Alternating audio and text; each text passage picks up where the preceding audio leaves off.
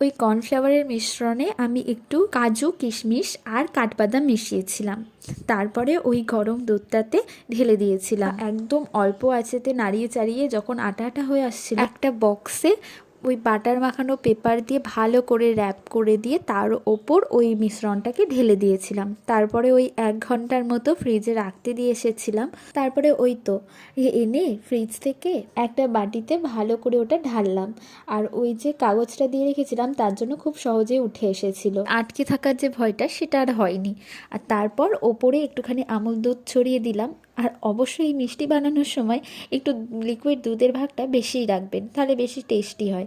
আর এইখানে ওই বলেছিলাম না যে কাজু কিশমিশ, এইটা পার্ট 2 বানানোর সময় আমি অন্য একটা দিন বানিয়েছিলাম। ভাবলাম যখন পার্ট 2 বানাবোই তখন আপনাদের সঙ্গে কাজু কিশমিশ দিয়ে এটা শেয়ার, যেমন টেস্টি হয়েছিল, নরম হয়েছিল, পিস পিস করার সময় 2-3টা আমি খেয়েই নিয়েছিলাম।